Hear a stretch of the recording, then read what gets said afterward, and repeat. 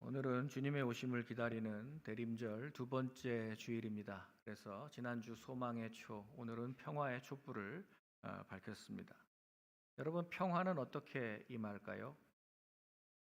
평화의 왕 예수 그리스도가 임할 때 임하는 것이죠. 우리 이사야 9장 6절 7절 말씀 한번 보겠는데요. 이사야 9장 6절 7절 말씀 같이 읽겠습니다.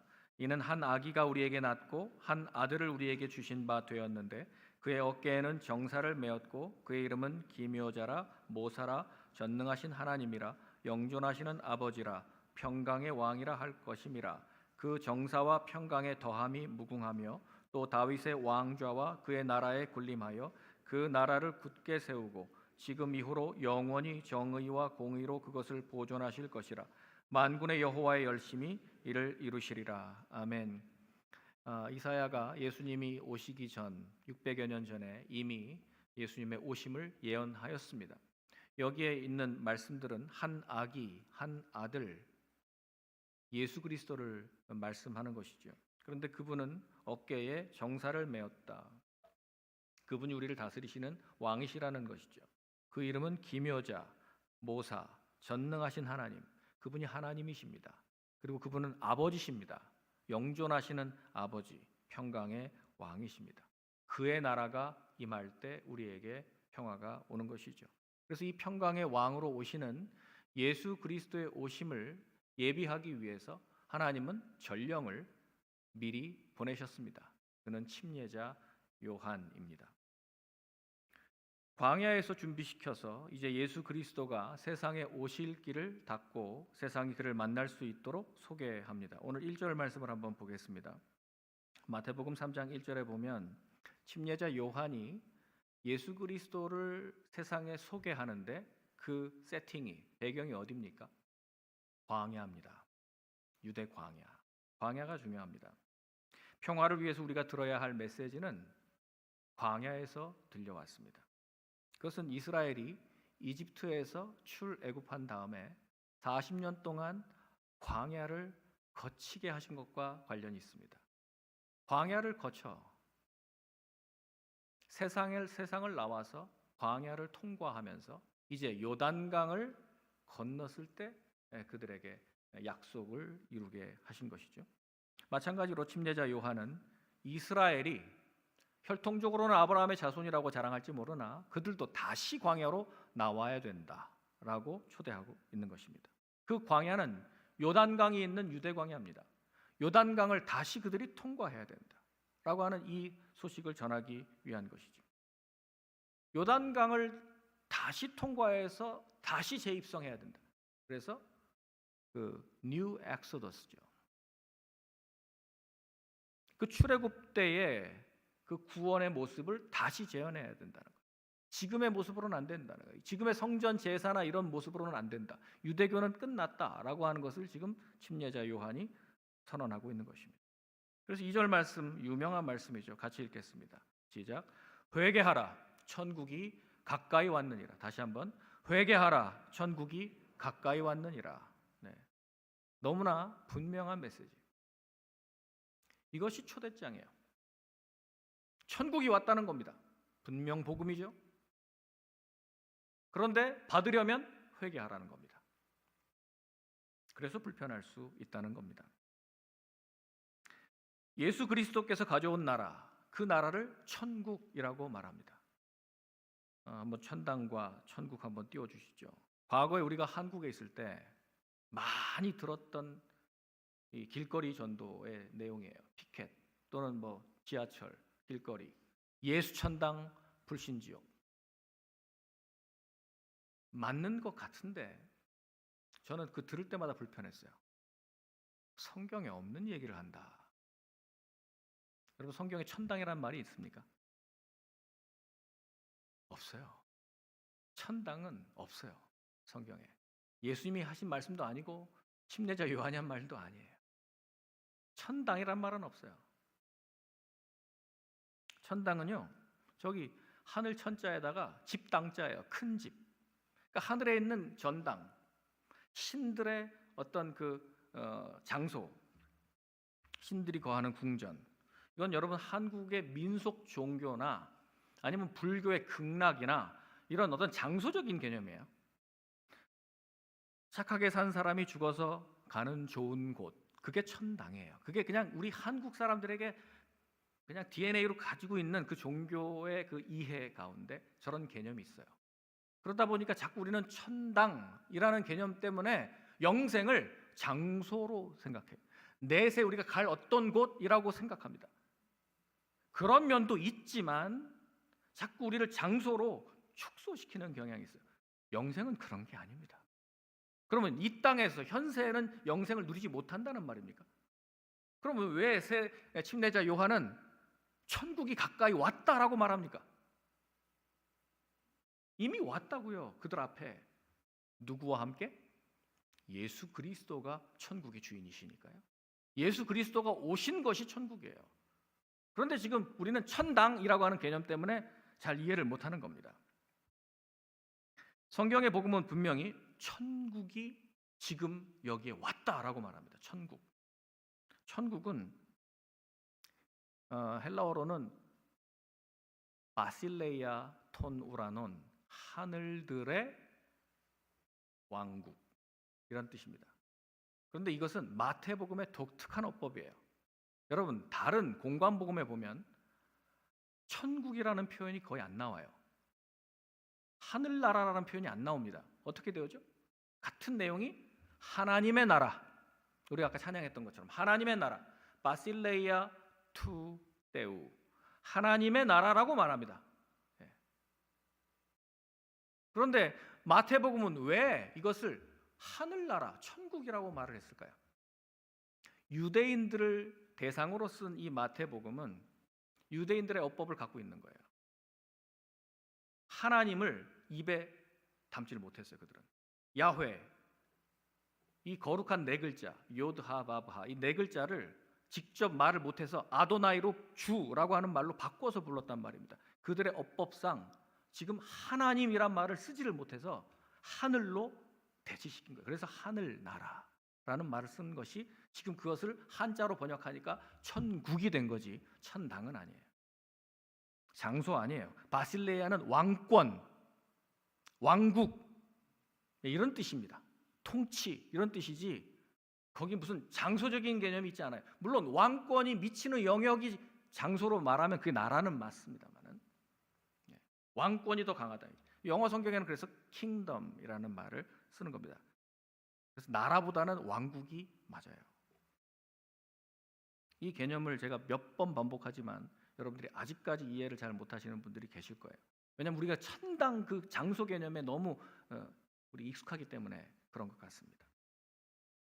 침례자 요한의 설교는 예수님의 설교와 메시지가 똑같습니다. 마태복음 4장 17절 말씀에 보면 예수님이 이제 침례자 요한의 소개를 받고 또 침례 받고 40일 동안 광야에서 시험 받으시고 본격적으로 세상의 공생애를 시작하실 때 첫 번째 예수님의 제1성이 뭐냐면 회개하라 천국이 가까이 왔느니라.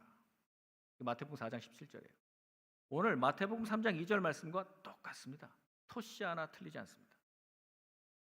바른 설교자는 예수님의 설교와 같은 메시지를 전할 때 그것을 바른 설교라고 하는 겁니다.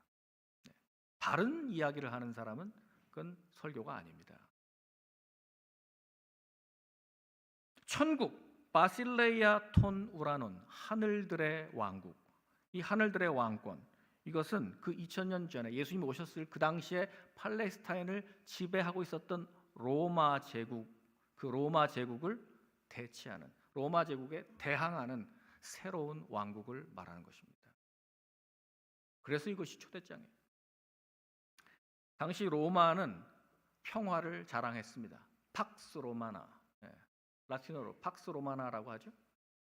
로마는 힘에 의해서 무력, 군사력, 조세제도 이런 걸 통해서 사람들을 피정복민들을 억압했습니다. 힘으로. 그러니까 힘으로 눌러서 억압해서 지금 평화롭게 보이는 상태. 이게 팍스 로마나고 모든 역사의 제국주의가 이러한 평화를 유지하려고 했습니다. 미국을 포함해서 팍스 아메리카나 포함해서. 지금 미국이 하는 모습을 보세요. 누르잖아요, 힘으로. 다 누르잖아요, 다른 나라들. 네, 이게 팍스 로마나의 행태예요. 그런데 침례자 요한이 전한 복음은 그것이 아닙니다. 팍스 크리스티, 그리스도가 왕으로 임해서 다스리시는 하나님의 나라, 하늘나라. 그 나라는 이렇게 힘으로 누르는 나라가 아니라는 거예요. 예수님은 성육신하셨습니다. 하나님이신데 사람의 몸을 입고 이 땅 가운데 아주 낮은 모습으로, 어떤 사람보다도 가난한 모습으로, 그래서 마구간에 태어나셨습니다. 그리고 그 예수님은 십자가에서 희생하시면서 자기를 버리시고 비우시고 희생하시고 양보하시고 그렇게 하심으로써 우리에게 평화를 주셨습니다. 그래서 팍스 크리스티는 팍스 로마나하고는 정반대의 방식으로 우리에게 임한 평화입니다.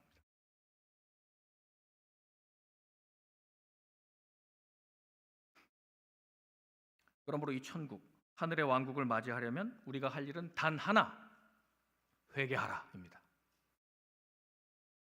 방향을 바꾸라는 거예요. 회개라고 하는 말은 메타노이테, 회개하라, 이 말은 메타노이아, 여러분의 정신, 마음을 돌리라는 거예요.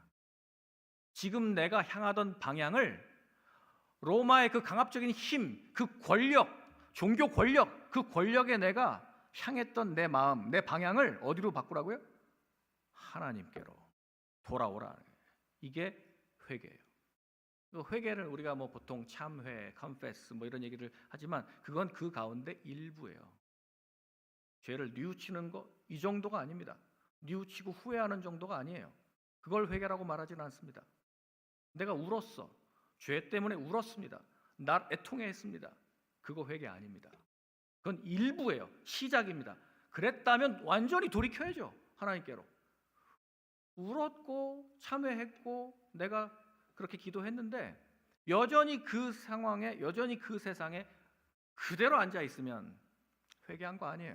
여러분, 회개란 방향을 완전히 돌리는 겁니다. 여러분들이 지금 고속도로를 가고 있는데 시카고를 가려고 막 달려가다가 길을 잘못 들어서 반대길로 저 오마 쪽으로 갔어요. 어떻게 했어요? 그러면 내비게이션은 자꾸 삑삑댈 거 아닙니까? 경로를 이탈하셨다고. 그러면 얼른 바로 엑시스로 나가는 수밖에 없어요. 나가서 돌아가야 돼요. 돌아갔을 때 비로소 우리는 바른 길로 이제 찾아가는 것이지. 에이, 이번 생은 글렀어. 그리고 계속 오마로 가면 여러분 시카고는 안 나와요. 그게 회개예요. 회개는 방향을 확 트는 거예요. 잘못됐구나 하면 방향을 돌리는 거예요. 그래서 이 메타노이아라고 하는 이 말은 내 마음의 지향점, 내가 누구를 향했느냐라고 하는 이 충성의 대상을 세상에서부터, 권력에서부터 이제는 정치적으로, 사회적으로 완전히 하나님께로 돌린다는 거예요. 하나님께 돌린다. 이게 돌아서라라고 하는 것입니다. 그래서 선지자들이 그렇게 많이 슈브, 돌아오라, return to God, 돌아오라라고 계속 얘기를 했던 거예요. 회개하라, 하늘들의 왕국이 가까이 왔느니라. 우리는 이 음성을 듣고 왕을 맞이할 준비를 해야 하는 것입니다. 결정해야 할 그 시간이 우리 앞에 닥쳤다라고 하는 것입니다. 여러분, 여리고성에 요즘 우리가 그 여호수아 묵상하잖아요. 여리고성의 그 기생 라합과 같이 하라는 거예요. 여호와 하나님의 군대가, 그 진군이 지금 여리고성까지, 턱 밑까지 추격하고 왔는데 하나님의 역사를 인정하고 항복하라는 겁니다. 그 길만이 살 길이에요. 여기서 거슬러 본들 진멸 당하는 것 외에는 없어요. 하나님께서 지금 우리에게 막 다가오시는데 그걸 내가 받아들이고 항복하지 않고는 난 견딜 수 있는 사람은 없어요. 이미 심판이, 진멸이 우리에게 운명으로 들어왔어요. 여호수아 2장 9절에서 12절 말씀 한번 보겠습니다.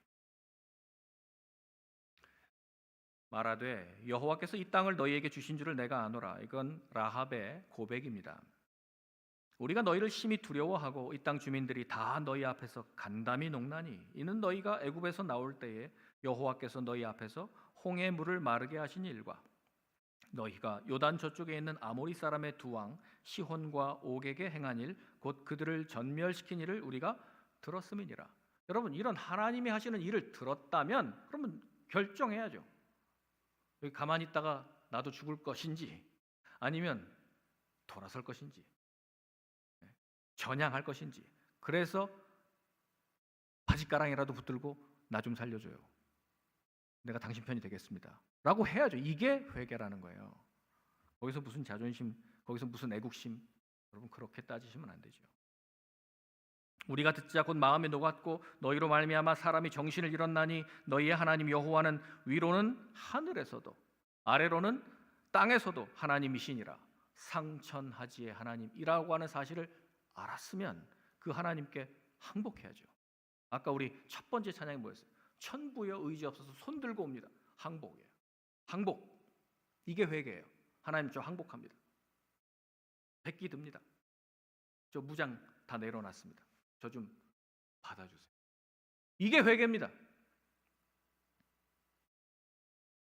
기생 라합이 진격해 들어오는 이 하나님의 군대 앞에서 이 땅에 하나님을 거스릴 수 있는 어떤 세력도 없음을 깨닫고 지혜로운 선택을 했습니다. 그것은 하나님의 백성들에게 나 좀 살려주세요 라고 부탁한 거예요. 지금까지 자기가 살아왔던 방향에서 완전히 돌이켜서 하나님께 항복하는 거, 그를 따르기로 결정한 거, 이것이 바로 회개입니다. 라합같이 회개하시기를 바랍니다. 천국이 가까이 왔다라고 하는 이 소식을 들었으면 이 방식 말고는 없어요. 그 받지 않으면 죽습니다. 돌이켜서 굴복해야 됩니다.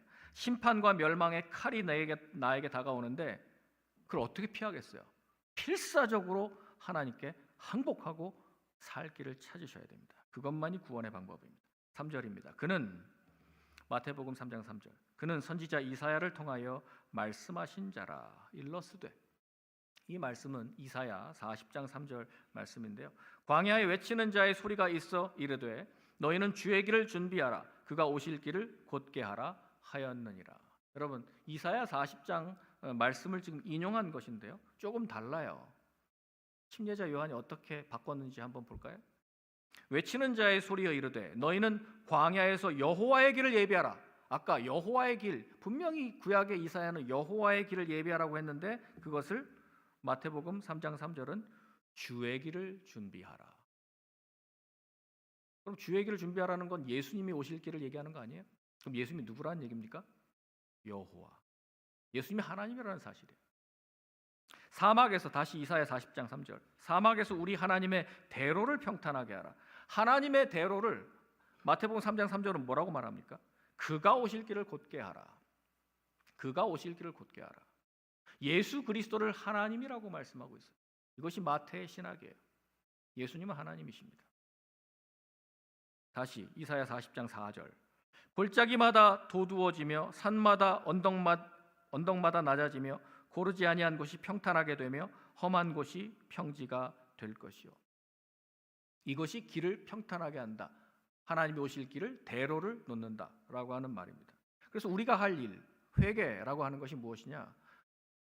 왕이 오시는데 그 왕의 행차를 준비해야 될 것 아닙니까? 구불구불한 그 길을 그대로 두고는 오실 길을 예비한 것이 아니죠.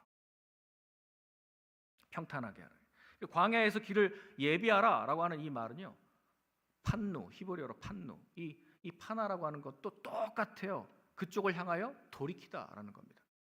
길을 닦기 위해서는 오시는 방향을 향해서 내가 돌이키는 거예요. 이것이 기본적으로 준비하는 거, 예비하는 거예요. 여러분, 어떻게 예배합니까? 누가 오신다고 하면 그 사람을 생각하잖아요. 그 사람으로 방향을 내가 전환하는 거예요. 이것이 예비하는 첫 번째 일입니다. 이사야 40장은 이제 바벨론 생활이 끝나고 다시 그들이 고토로 이스라엘 그 고향으로 돌아올 일을 이야기하는 것이거든요. 이 죽음의 땅, 심판의 광야에서 메시아의 오심을 예비하는 것, 그것은 길을 닦는 거죠. 그 울퉁불퉁한 사막을 이제 길을 메꾸는 겁니다.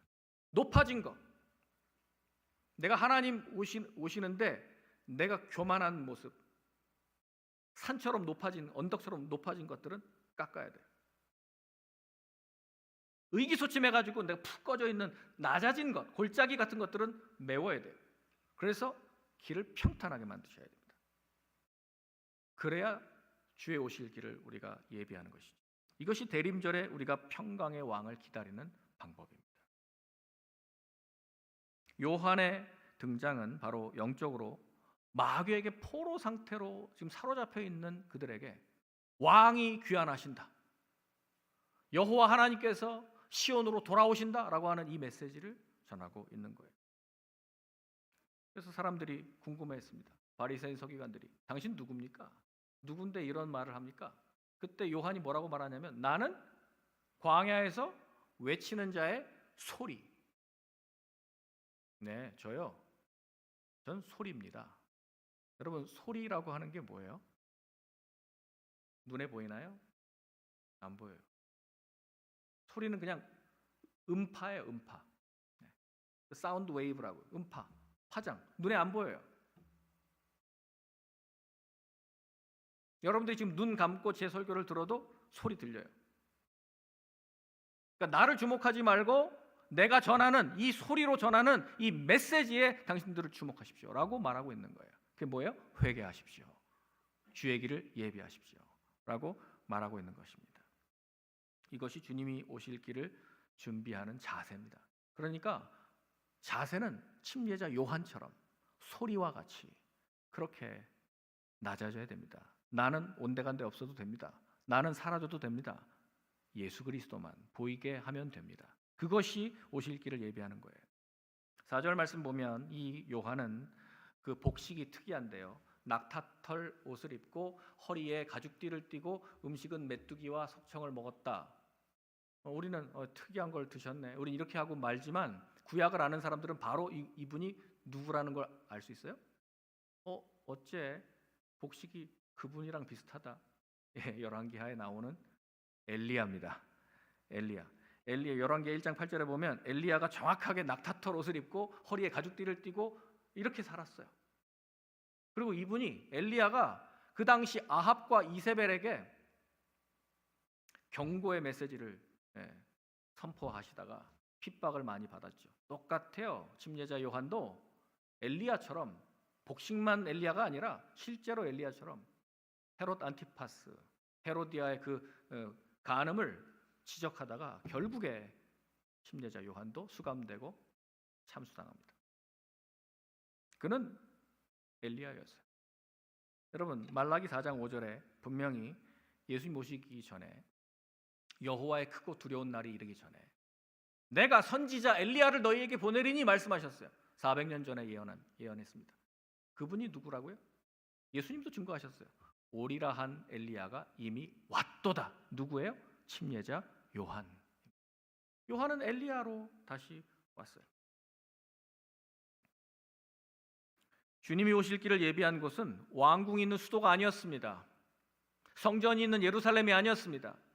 침례자 요한이 선포했던 바로 그 유대 광야, 메마르고 아무도 살 수 없는, 사람이 살 수 없는 곳, 빈들, 그리고 지구에서 가장 낮은 지대에 있는 요단강. 여러분, 요단강은 실제로 사람이 발로 밟을 수 있는 곳 중에 가장 낮은 지대입니다. 해발 마이너스 350. 어떻게 해수면보다 낮을까요? 거기 푹 꺼진 계곡이라고 해요. 요단 계곡이 전 세계에서 가장 낮은 계곡이에요. 우리는 주님을 만나기 위해서는 그렇게 비워야 됩니다. 덜어내야 됩니다. 낮아져야 됩니다. 다시 광야로 내려가고 요단강을 통과해야 됩니다. 그렇지 않으면 예수님을 만날 수 없어요. 그렇게 낮은 곳으로 임하시는 주님을 맞이하기 위해서는 우리도 광야로 요단강으로 내려가야 되는 거예요. 예수님이 탄생하신 베들레헴에 가보면요, 그 베들레헴에 예수 탄생 교회가 있어요. 그 Church of Nativity. 여기 보면 문이 아주 작아요. 저 큰 성당에, 저 큰 기념 교회에 원래는 아주 큰 문이었거든요. 근데 이제 십자군 전쟁 이후에 오스만 투르크 군대들이 들어오는데 말을 타고 장군들이 저 장소를 훼손할까 봐 급하게 저 문을 막아요. 막아서 돌을 다 겹겹이 쌓아서 아주 작은 문을 만듭니다. 한번 문을 보여주세요. 저 겸손의 문이라고 하는 저 문은 높이 1m, 1.2m. 원래는 큰 문이었는데 그걸 다 막았다니까요. 말 타고 들어오는 장군이 못 들어오도록. 그리고 폭은 80cm. 아주 좁습니다. 뚱뚱한 사람 걸려요. 굉장히 저기 좁아요. 왜 예수님이 태어나신 저 베들레헴 예수 탄생교회는 문을 저렇게 작게 겸손의 문을 만들어 놓았을까요? 세상의 지위가 높은 왕도, 힘이 있는 장군도, 교황도, 미국 대통령도 예수님 만나려면 몸을 낮춰야 돼요. 뻣뻣하게 들어갈 수가 없어요. 저기는 어린아이 빼고는.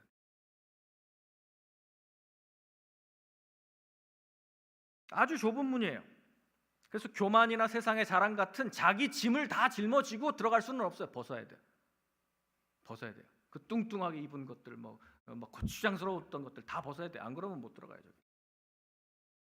우리를 겸손하게 낮추고 모든 무거운 것과 얽매이기 쉬운 죄도 벗어버리고 회개할 때만 우리는 그 좁은 문을 통해 평강의 왕이신 주님을 만날 수 있는 겁니다. 5절 6절 말씀해 보면 이때 예루살렘과 온 유대와 요단강 사방에서 다 그에게 나와 자기들의 죄를 자복하고 요단강에서 그에게 침례를 받았다 그랬어요. 여러분, 죄를 자복하고 물로 요단강에서 침례를 받는 이 방식으로 새롭게 유대인들도 거듭나야 된다는 거예요. 지금 예루살렘 성전에서 제사 지내는 이 방식으로는 천국 백성이 될 수 없다라고 지금 선언하는 거예요. 그러니까 광야로 내려와서 요단강 다시 통과해라라고 하는 말입니다. 그래서 전혀 새로운 방식으로 회개를 촉구하는 것이죠.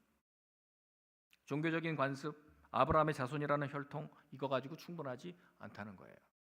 우리에게 진심으로 이 우러나오는 회개, 이 회개가 없이는 평강의 왕을 맞이할 수 없다 하는 것입니다.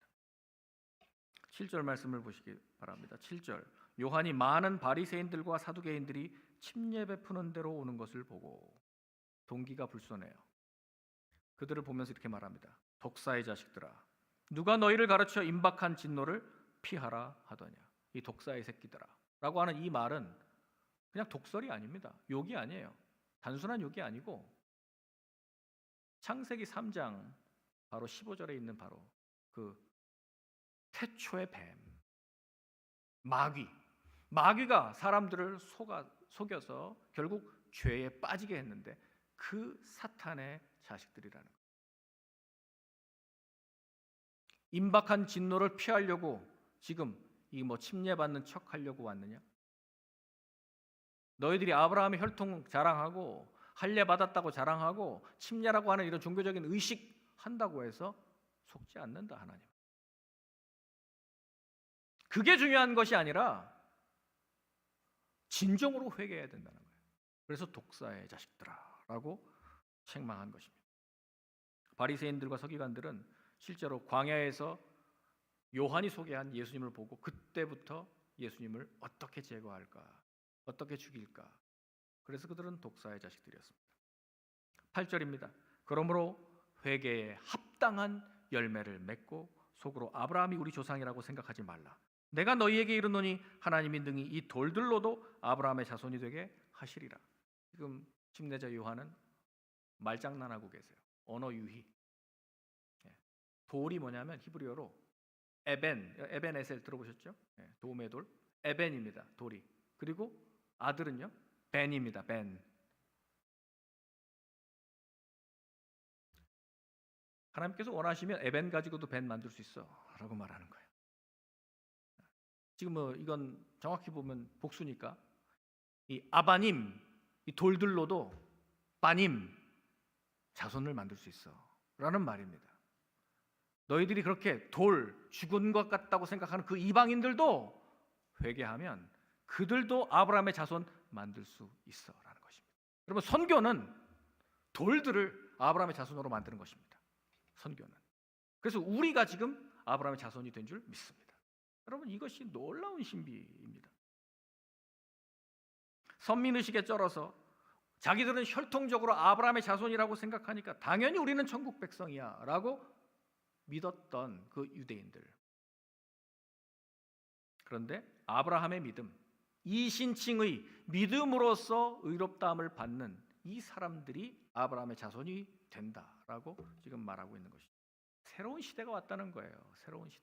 하나님의 나라, 하늘나라는 새로운 시대가 열렸다는 얘기예요. 10절 말씀입니다. 다 같이 한번 읽어보겠습니다. 시작. 이미 도끼가 나무 뿌리에 놓였으니 좋은 열매를 맺지 아니하는 나무마다 찍혀 불에 던져지리라. 아멘. 지금 천국이 왔다라고 하는 이 복음을 전하면서 천국으로 들어오십시오라고 하는 이 귀한 초대장을 전하면서 도끼 하나 옆에서 딱 놓고 시작하는 거예요. 도끼 옆에 있습니다. 도끼. 생각 잘하십시오. 이런 얘기예요. 무슨 조폭 영화에 나오는 것 같죠. 도끼를 딱 놓고 그러니까 생각 잘하십시오. 회개 안 하면 재미없습니다. 이런 얘기예요. 사실 쉽게 말하면 이게 초대장, 불편한 초대장. 열매 맺지 않는 자들은 재미없다는 얘기죠. 나무 뿌리가 도끼에 잘려 나가면 나무는 더 이상 뭐 싹이나 순이나 열매를 맺을 수 없습니다. 지금 이 심판은요, 가지치기 하는 정도 수준이 아니에요. 도끼를 지금 나무 밑둥에다 딱 놓고 있는 거예요. 나무 전체를 날려버리겠다는 거예요. 열매 맺지 못하는, 좋은 열매 맺지 못하는 나무는 넌 글렀다, 잘라버리겠다. 지금 유대교에 대한 경고, 유대인들에 대한 경고입니다. 우리가 아브라함 자손이라고 하는 이 전통, 이 혈통, 그거 믿지 마라 하는 것입니다. 그걸로 안 된다라고 하는 것입니다. 열매를 맺어야 되는데 열매 맺지 못하는 종교, 정의를 행하지도 않고 삶의 변화도 없고 이런 종교성을 가지고는 하나님 나라에 합당하지 않으니 도끼로 끊어버리겠다. 그리고 불에 던지겠다. 이 불은 여러분의 심판을 상징하는 불이에요. 다 불로 떨어뜨리겠다는 거예요. 그래서 천국이 가까이 왔느니라 라고 하는 말, 이건 분명히 복음인데 도끼를 나무에 두고 시작하는 겁니다. 회개에 합당한 열매를 좋은 열매라고 말합니다. 마태복음 7장, 예수님께서 산상수훈에서 마태복음 7장에 좋은 열매, 나쁜 열매 이렇게 말씀하셨어요. 같이 읽겠습니다. 시작. 그들의 열매로 그들을 알지니 가시나무에서 포도를 또는 엉겅퀴에서 무화과를 따겠느냐? 이와 같이 좋은 나무마다 아름다운 열매를 맺고 못된 나무가 나쁜 열매를 맺나니 좋은 나무가 나쁜 열매를 맺을 수 없고 못된 나무가 아름다운 열매를 맺을 수 없느니라. 아름다운 열매를 맺지 아니하는 나무마다 찍혀 불에 던져지느니라. 이러므로 그들의 열매로 그들을 알리라. 아멘. 침례자 요한의 설교는 예수님의 설교와 정확하게 같습니다. 같은 메시지예요. 좋은 열매 맺지 아니하는 나무마다 도끼로 찍어서 불에 던질 것이다. 여러분, 열매 맺지 못하는 종교 생명 없어요. 그건 하늘나라의 백성 될 수 없습니다. 고백은 반드시 행함으로 증명돼야 됩니다. 우리의 믿음은 반드시 실천으로 드러나야 됩니다. 행함이 없는 믿음은 죽은 믿음이에요. 그건 가짜입니다. 그건 껍데기예요. 지푸라기예요. 그래서 제가 좋아하는 한자가 있어요. 새로울 신자입니다. 우리 갱신할 때, 새롭게 바꾼다라고 할 때 새로울 신자인데, 새로울 신자를 저 파자 해볼까요? 어떻게 돼 있어요? 설립자, 나무 목자, 옆에 도끼 근자.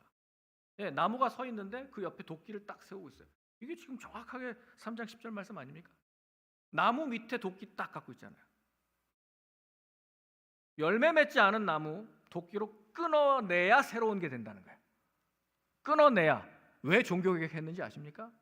그 썩은 나무, 나쁜 열매를 맺는 그 카톨릭에 대해서 도끼를 댄 것이 종교개혁이에요. 그래서 프로테스탄트가 나온 거예요. 그 프로테스탄트를 개신교라고 말하는데 개혁, 고쳐서 새로워지는 거, 가죽을 뜯어서 고치는 거, 개혁. 그리고 갱신, 다시 저 신자 새롭게 한다는 거예요. 여러분, 판을 바꿔야 돼요. 파괴해야 그 다음에 다시 시작하는 거예요. 리모델링 하려면 파괴해야 돼요. 그 다음부터 다시 시작하는 거예요. 이게 새롭게 만드는 신자예요.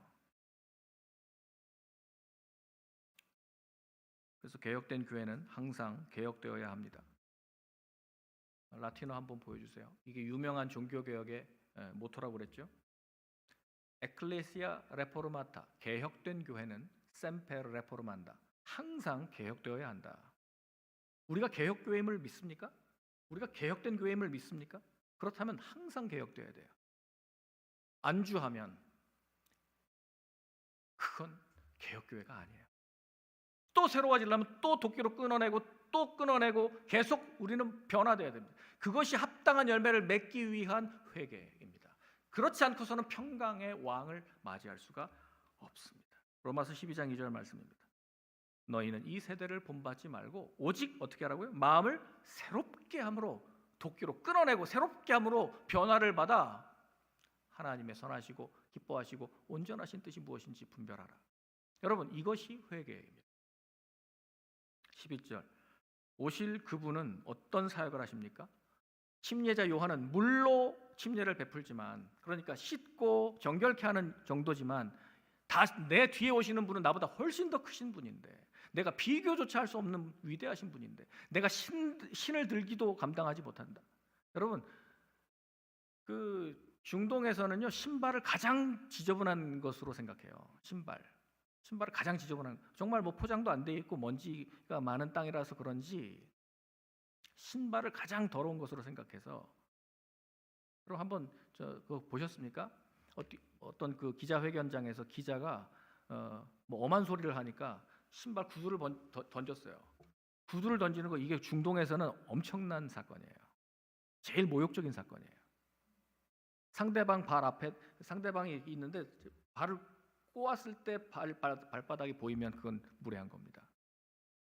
옆 사람 옆에 내가 발을 그쪽으로 두지도 않아요. 굉장히 이 신발은 그렇게 더러운 것의 상징이에요. 종들도, 아주 하찮은 종들, 유대인들 말고 이방인 출신의 종들만 이 신발을 들었어요. 그런데 자기는 어떻다고요?